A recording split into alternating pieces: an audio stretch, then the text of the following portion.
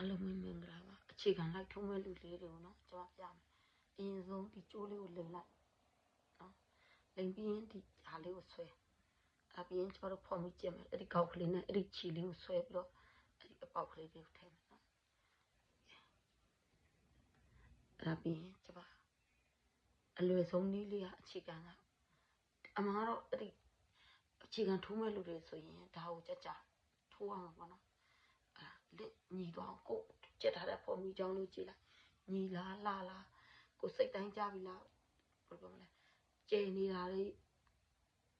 ကျင်းနေတာလေးရှိလားလက်ညီလားပေါ့ဒါကတော့ကျွန်တော်တို့လက်ညီအောင်ဒီဖော်မိလေးကြက်တတ်တာနဲ့ကိုနော်အခြေခံကိုကောင်းကောင်းထိုးလို့ရပြီသိလားအဲ့ဒါဆိုရင်ကိုတခြားဟာတွေထိုးလို့လွယ်လိုက်လုံးဝမခက်တဲ့ဟာပါနော်အဲ့ပြင်ကျွန်မတို့ဒီလိုမျိုးလေးပြန်ဆိုင်လိုက်မယ်တိုင်တို့ခေါ်တော့ပေါ့နှစ်ချက်သုံးချက်ယူပြီးရင်တိုင်ဆိုင်မယ်နှစ်ချက်သုံးချက်ယူပြီးရင်တိုင်ဆိုင်မယ်ဒါဆိုရင်လေရှည်ရှည်လေးဆွဲတယ်ဆိုရင်ခေါင်းစည်းထိုးလို့ရပြီနော်နှစ်ချက်သုံးချက်ယူပြီးရင်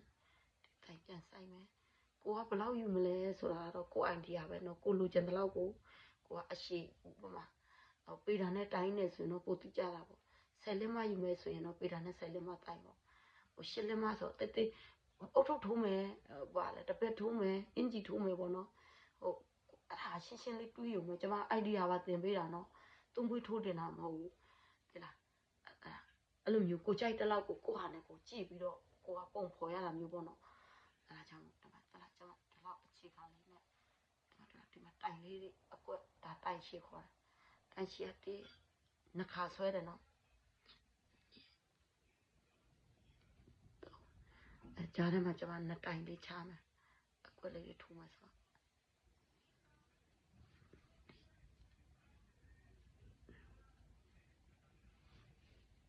မြင်ရလားမသိဘူးနော်မမြင်ရဘူးဆိုရင်ကျွန်မမမြင်ရဘူးဖုန်းဆက်ပြီးတော့လည်းပြောတယ်ရတယ်အိမ်မှာလည်းပြောလို့ရတယ်ဒီမှာသူကတော့အကွက်လေးတွေထိုးတာပေါ့ဒီလောက်ထိုးတတ်တယ်ဆိုရင်ကိုဒါတရက်လောက်လေးကောင်းကောင်းပြီးတော့စိတ်ဝင်တစားထိုးတယ်ဆိုရင်ထိုးတတ်တယ်နော်အဲ့ဒါထိုးတတ်တယ်ဆိုရင်ကိုဟုတ်လားကျွန်မထိုးတဲ့ဟာလေးတွေသဘောပေါက်ပြီးတော့လေဟုတ်လားအကွက်လေးတွေလိုက်ထိုးနိုင်ကြပါစေလို့